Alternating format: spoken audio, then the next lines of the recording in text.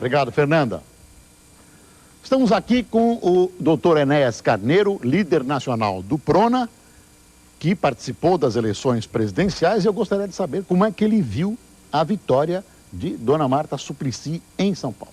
Boa noite, doutor Enéas. Boa noite ao senhor e aos senhores telespectadores.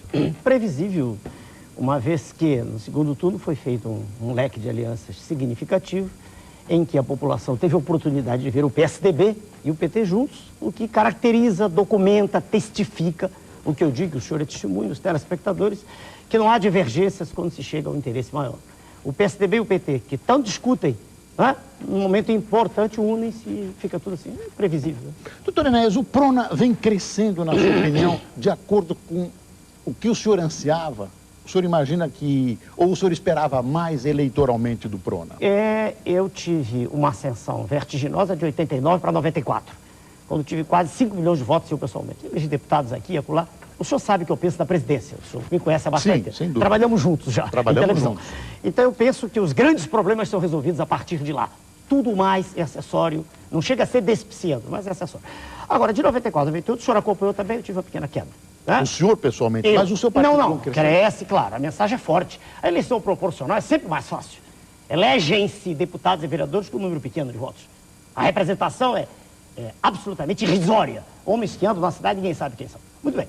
Agora, de 98 para cá, se o senhor acompanhar agora, há um crescimento. De novo, porque além de ter eleito uma colega representante legítima das nossas ideias, que o senhor já entrevistou, além disso, eu tive também uma ascensão.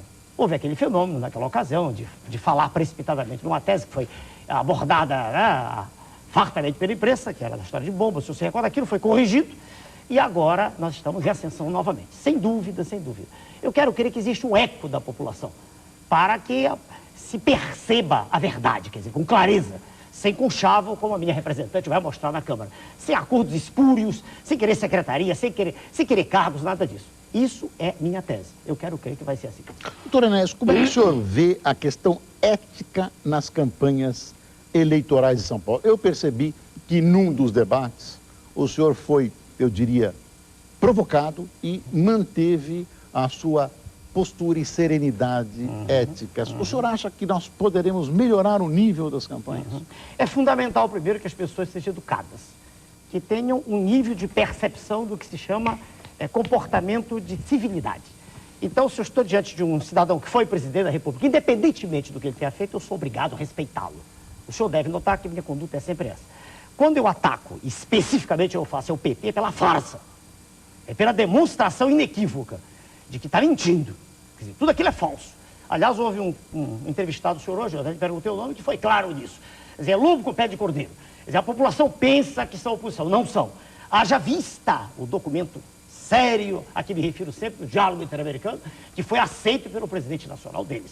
E que os menores não sabem nem o que significa, mas que representa a submissão. Então, quando o deputado federal há pouco, aqui no seu programa, falou que não, que nós estamos, a dívida passou de 50 bilhões para 500 bi, ele se esquece que tudo foi previsto antes, lá fora. Então, nesse sentido é que eu digo ao senhor que a gente pode falar, pode criticar, mas tem que ter respeito. Eu tenho sempre respeito. Eu não gosto quando eles dizem o Enéas, eu não dormi com nenhum deles. Vamos ter respeito. Eu me refiro a esses senhores, como me refiro ao senhor, com respeito. São pessoas, a meu ver, que deveriam estudar mais, deveriam ter mais preparo. E em estudando e conhecendo melhor os problemas da nação, poderiam se exprimir com mais correção, assim que eu vejo. Então, quando o senhor me pergunta como eu me comportei no debate, é como sempre, desde que o senhor me conhece, eu respeito. Eu os respeito todos. Agora, em sua grande maioria, eles são pessoas que estão mentindo. Eles estão contra os interesses da nação. E eu já tive a oportunidade de dizer isso. O senhor não exclui ninguém dessas mentiras? Olha, é difícil, é muito difícil, porque o processo leva o indivíduo a mentir, é terrível. Agora, mesmo o senhor entrevistou um deputado que disse que é difícil. É difícil. Veja o senhor, existe quase um suicídio individual quando uma pessoa, e eu disse para minha colega, que vai haver, tudo vai ser feito para tentar cooptá-la. Porque ela teve 80 e tantos mil votos, e eu disse, mantenha-se nessa postura, represente fielmente os desígnios daqueles que a elegeram. E assim eu acredito que, lentamente, senhor Boris, o senhor conhece essa história, lentamente a verdade vai se manifestar. É assim que eu penso. Assim. Doutor Enéas, o senhor é candidato a presidente da República mais uma vez em 2002? Não seria mais uma, seria mais tantas, quantas haja em que eu tenha energia para tanto. Mas eu, o senhor se recorda também, registrei documento dizendo que não seria cargo nenhum, em 89, E agora, em 90, vendo que o tempo, 97, vendo que o tempo vai sendo reduzido cada vez mais, que cada vez eu tenho menos tempo para me exprimir, eu disse que não, que eu me reservava, me outorgava o direito de me candidatar a qualquer cargo. Isso ficou aberto agora. Mas, em princípio, as pessoas sim, por que não? Eu estudei, o senhor sabe, estudei com profundidade as questões nacionais, mas estudei a fundo. E sou uma pessoa dedicada a isso, a minha vida nos últimos 10 anos. Então, independentemente de trabalhar, ganhar minha vida trabalhando, eu digo que se houver eleições e eu tiver tempo, e quero querer que haja esse tempo se houver. Sem tempo, não, é impossível. Aí a minha força é a minha palavra, né? É a verdade que eu transmito. Sem tempo, não, não serei candidato. Doutor Enéas, dentro do PRONA, que é uma novidade no cenário nacional e que teve boas votações, o senhor teve uma boa votação. Eu pergunto, não tem surgido outras lideranças suficientemente competentes para serem candidatos à presidência da República, além do doutor Enéas? Eu tenho pessoas, o problema de novo é tempo. É difícil exprimir-se em 20, 30 segundos. O senhor é jornalista, sabe disso. Para que uma ideia seja apresentada com clareza, necessita-se de pelo menos 3 minutos. É o que eu lhe perguntei, 3 minutos aqui, ótimo. Agora, com 30 segundos é muito difícil. A grande maioria da população não consegue absorver. Repare que a maioria, nossa população é extremamente inculta. Não é o seu ouvinte, telespectador dessa hora, estou falando do pobre, que acorda lá de Itaquera, ou que trabalha com dificuldade. Esse tem dificuldade de acompanhar o discurso dito em 30 segundos.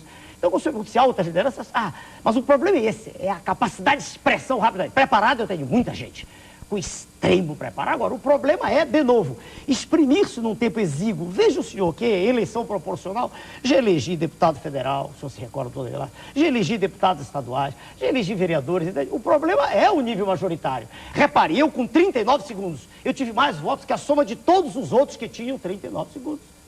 O senhor se recorda, foram 12. Então, dos 12 eu fui o sexto, todos os outros somados, e havia 2 deputados federais, havia um ex-governador, havia outros líderes, todos somados tiveram menos que eu. Doutor Enéas, eu vejo o seguinte paradoxo. Pois não. Caso o senhor seja eleito presidente da República, ou governador de estado, ou prefeito, o senhor vê tantos defeitos nos demais partidos que eu acho que o senhor está inconciliável. Seria possível formar uma aliança? Não. Sem aliança é difícil governar. Discordo do senhor, com o respeito que lhe tenho, mas discordo. É o que o senhor disse. Sim, eu já ouvi entrevistando pessoas. Eu sabe por quê? Parte-se de um pressuposto que é absolutamente errado. É de que as cabeças pensantes estão nos partidos políticos. Não estão, mas não estão. Eu conheço engenheiros nucleares, físicos, químicos de valor, geógrafos, geólogos, indivíduos de alto gabarito que não querem entrar nessa imundície chamada política. Mas não votam no Congresso. Quem vota no Congresso são os partidos políticos. Exatamente. Se o senhor perguntar o que eu penso do Congresso, para mim é uma excrescência. Sim, mas o senhor precisar. Preciso. E por precisar é que deixa eu ver, eu abri mão já disse que sou candidato a qualquer cargo e concordo com o senhor que o Congresso é uma necessidade e que é fundamental que se exija preparo. Sem preparo, fazendo greves, agitações, como lá no Rio Grande do Sul há pouco tempo, o secretário de Segurança disse, duvido que o senhor concorde com isso, disse assim, no estado de tristeza em que o Brasil está, secretário de Segurança, até o assalto é válido. Meu Deus, meu Deus, você entende? Eu pergunto, senhor, como trazer, concordo que há pessoas que todos nós conhecemos de alto gabarito do Brasil que poderiam... partidos políticos, Como é que essas pessoas poderiam entrar na política no Brasil? Chamando-as através de um comando. Através de um chamado forte, como aquele espiritualista Pietro Baldi disse, diante de um chamado forte até a pedra atende. Eu quero crer que, em sendo mudada a regra do jogo, por exemplo, eu quero dar um exemplo pequenino com a minha candidata aqui. Se for possível, num lugar, dar um exemplo, eu acredito que é possível mudar. Se eu não acreditasse, eu não estava, há 11 anos no processo, sem nada que tenha feito que possa macular minha honra, nada. O senhor acha que esse processo que hoje forma a elevação das pessoas, o chamamento das pessoas à política, precisa ser alterado? Precisa. Aí esse é o ponto nevrálgico no qual o senhor tocou. Eu acredito que é o exemplo que faz. No momento exato em que a autoridade constituída der exemplo, e não o que nós tivemos aqui em São Paulo, tristemente, exemplo de seriedade, meu Deus, eu digo para minha colega, se o projeto for bom, vote. Se for ruim, não vote. Não aceite compra, negociação nenhuma. Eu sou contra isso, quer dizer, nós somos. O senhor não acha que a negociação é inerente à política? Não. Discordo de novo. Isso é um texto de Maquiavel. Mas aí não fica uma coisa muito autoritária? Não, em que sentido autoritária? Não, autoritária é de que eu tenho razão, os outros não têm. Não. Se apresenta um projeto e esse projeto é visivelmente bom para a sociedade, por que exigir alguma coisa em troca para votar nele? Na verdade, doutor Enéas, não. Na verdade, doutor Enéas, os componentes que observam esse projeto, cada um na sociedade observará do seu ponto de vista. Então, o consenso da sociedade é que levará à análise do projeto. E sempre essas forças todas se entrechocam no Congresso Nacional, senão elas estariam brigando lá de fora. Espada, lá fora, tiro na rua. Lá fora. Mas há uma questão aí que tem importância precípua. Quem define que é interesse o Congresso. da nação? Agora, há uma questão que tem importância precípua. Primeiro, suas excelências, os congressistas, tinham que estudar. Tinham que saber o que está se passando. Exemplo que eu dou sempre, e é indiscutível, a venda da Vale do Rio Doce, um exemplo. Pronto, um exemplo concreto. Quando eu digo em todos os lugares, a Vale não podia ser vendida, não é por causa do preço, 5 bilhões, 10, não é isso. É porque aquilo ali seria, num governo sério, inalienável. Aliás, o Código Penal Militar prevê. Não se poderia nem ter tentado. A execuibilidade do processo já era discutível. No entanto, suas excelências, os congressistas, cederam à reeleição, cederam. Então, é preciso, a meu ver, um exemplo forte. Um exemplo, no sentido de que, através de olhemos, eu quebro a minha frase no meio e dou um exemplo. Um navio tem um comandante, uma aeronave tem um comandante, um partido político. É assim, a nação tem, queiramos nós ou não, há um comando.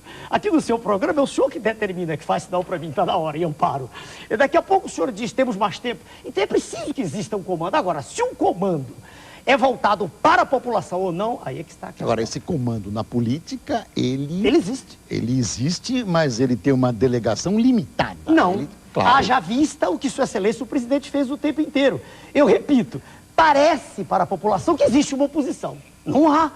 Ela é falsa, ela é falaz, ela é mendaz, ela é de faz de conta. Não há oposição. Tanto não há que Sua Excelência consegue tudo o que quer, do que é mais importante.